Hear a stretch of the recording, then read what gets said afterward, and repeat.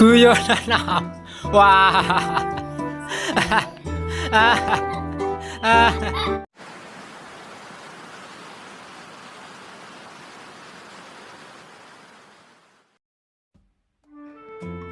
Pada suatu hari yang cerah, Abu Nawas duduk di pinggir jalan dengan membawa kantong besar dari kain lusuh. Kantong itu tampak penuh, dan setiap kali angin bertiup, kantong itu bergerak-gerak seperti sedang menahan sesuatu yang hidup di dalamnya. Seorang pedagang kaya lewat sambil mengelap keringat. Ia penasaran melihat kantong Abu Nawas yang tampak aneh. "Hei Abu Nawas, apa yang kau bawa di kantong besar itu?" tanyanya. Abu Nawas tersenyum lebar. "Ini adalah angin segar dari pegunungan. Sangat langka dan sangat berguna untuk orang-orang kota seperti Tuan." Pedagang itu mengerutkan kening. "Angin? Kau mau bilang kau menjual angin?" "Benar sekali Tuan, ini bukan sembarang angin. Angin ini pernah bertiup melewati jenggot para wali, melewati sungai-sungai suci, dan membawa keberkahan. Bayangkan saja, ketika kau membuka kantong ini di rumahmu, seluruh ruangan akan wangi, adem, dan penuh rezeki." Si pedagang terkejut dan agak tergoda. "Memang berapa harganya?" "Karena Tuan orang baik, aku beri harga spesial, hanya 100 dinar saja." "Ah, 100 dinar untuk angin?" "Tuan, angin ini bukan angin biasa. Kalau Tuan tidak percaya, boleh dicoba dulu. Tapi begitu dibuka, ya harus dibayar penuh." Si pedagang yang setengah percaya dan setengah bodoh karena kepanasan akhirnya mengangguk. "Oke, aku beli, tapi bukakan di depan mataku." Abu Nawas berdiri, lalu perlahan membuka kantongnya. Begitu terbuka, ya tentu saja tidak ada apa-apa, hanya angin yang keluar dan menyapa wajah si pedagang. "Nah, Tuan merasakan tuh, sejuk sekali bukan?" kata Abu Nawas sambil tersenyum puas. Pedagang itu bengong. Itu cuma angin." "Ya seperti yang aku bilang Tuan, tapi bukan sembarang angin. Itu angin spiritual, tapi penuh makna dan harapan. Sekarang bayarlah." Karena malu dan gengsi ditonton banyak orang, si pedagang akhirnya membayar. Abu Nawas pun melenggang pergi dengan santai. Keesokan harinya, si pedagang mengadukan hal itu ke pengadilan. "Yang mulia, Abu Nawas telah menipuku dengan menjual angin." Abu Nawas kemudian dipanggil. Di depan hakim, ia tetap tenang dan berkata, "Saya tidak menipu Yang Mulia. Saya menjual angin dan dia membelinya. Bahkan dia sempat mencobanya dan mengaku merasakannya." Hakim mengelus jenggotnya dan menahan tawa. "Baiklah, karena tidak ada hukum yang melarang jual beli angin, maka ini sah secara unik." Si pedagang tambah kesal. "Lalu bagaimana dengan uang saya?" Abu Nawas pun menjawab, "Uang itu sudah saya belikan harapan, Tuan. Harapan bahwa angin itu akan membawa rezeki. Lagi pula, bukankah angin itu masih berhembus di rumah Tuan hingga sekarang?" Akhirnya hakim pun tak kuasa menahan tawa, dan kasus itu pun akhirnya ditutup. Pedagang itu akhirnya kapok dan tak pernah lagi membeli hal-hal yang aneh. Sementara Abu Nawas, ia menggunakan uang itu untuk makan enak sambil duduk santai di bawah pohon, ditemani angin sepoi-sepoi yang gratis.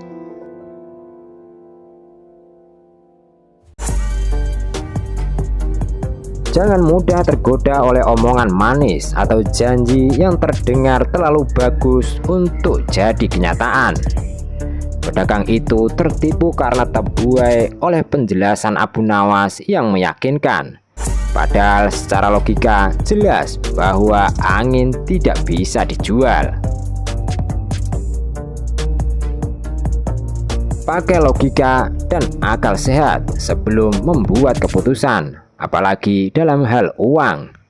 Kalau sesuatu terdengar aneh, sebaiknya pikirkan dulu baik-baik sebelum bertindak.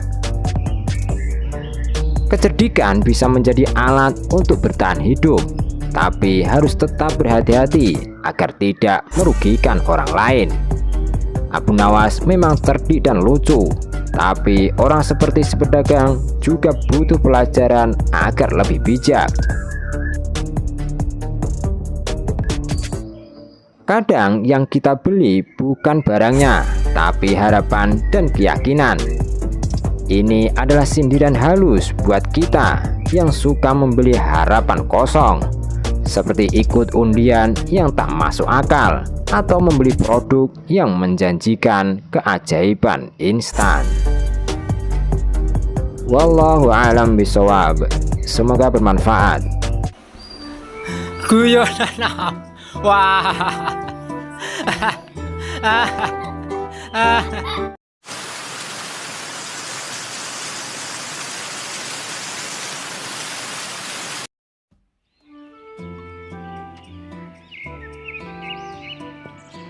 Pada suatu masa di negeri di bawah kekuasaan Raja Harun ar-Rasyid dilanda musim kering yang panjang.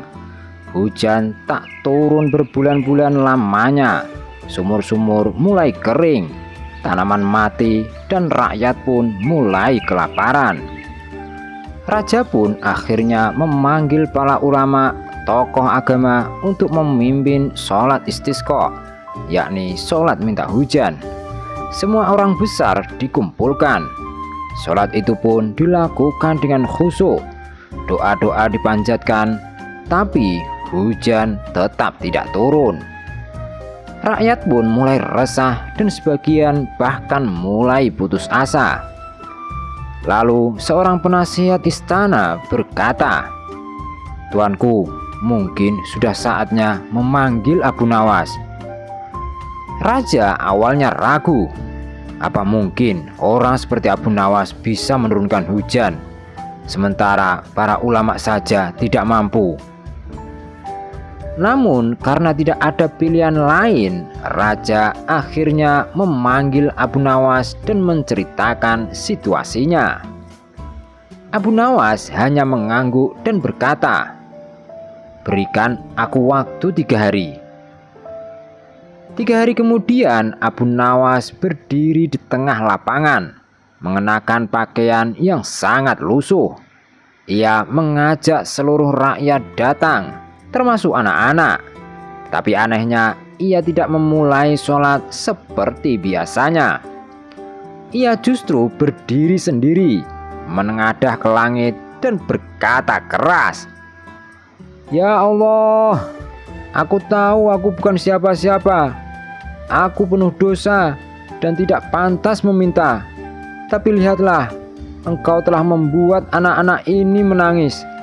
Engkau telah membuat bayi-bayi ini kelaparan. Apakah Engkau tidak kasihan kepada mereka, ya Tuhan? Jika Engkau murka pada kami orang dewasa, jangan hukum anak-anak ini. Kirimkanlah hujan, bukan untuk kami, tapi untuk mereka yang tak tahu apa-apa." Setelah itu ia diam. Tidak ada lantunan doa panjang, tidak ada ritual rumit. Hanya diam dalam keheningan, menatap langit dengan air mata. Tak lama, awan mulai berkumpul. Langit yang tadi cerah mulai kelabu. Dan tidak sampai 1 jam kemudian, hujan pun turun dengan deras. rakyat bersorak dan sebagian menangis haru. Raja Harun ar-Rasyid menyaksikan itu semua dan menghampiri Abu Nawas yang masih duduk bersila dalam hujan. "Abu Nawas, bagaimana kamu bisa membuat doa sesederhana itu dikabulkan?" Abu Nawas menatap sang raja dan menjawab pelan, "Karena aku tidak sedang berdoa sebagai orang bijak, bukan sebagai ulama, bukan juga sebagai orang suci. Aku hanya berdoa sebagai seorang manusia yang menyampaikan tangis orang lain." Cerita ini sering dianggap sebagai salah satu bukti bahwa Abu Nawas bukan cuma pelawak istana, tapi juga seorang yang sangat mengerti tentang Tuhan dan kemanusiaan.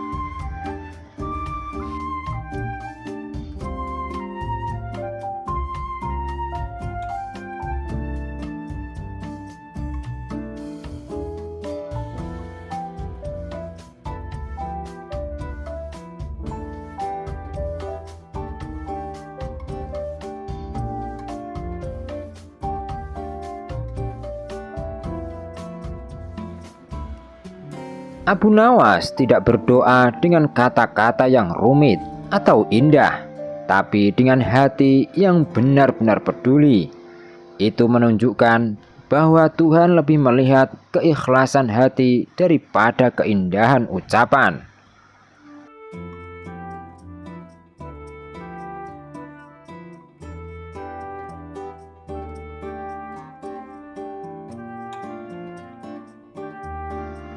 Ia tidak mengaku suci atau merasa pantas didengar. Justru dengan merendahkan diri, ia menunjukkan kedekatan sejatinya dengan Tuhan.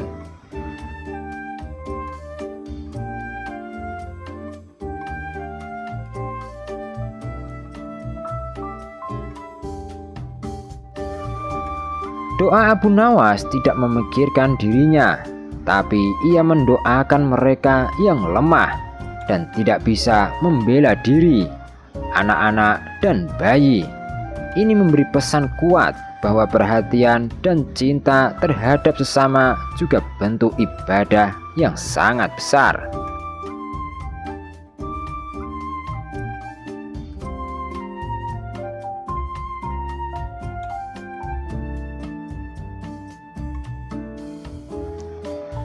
Banyak orang termasuk raja awalnya ragu dengan Abu Nawas, tapi ternyata justru dia yang berhasil. Ini mengajarkan kita untuk tidak meremehkan orang hanya karena cara hidup atau penampilan mereka berbeda.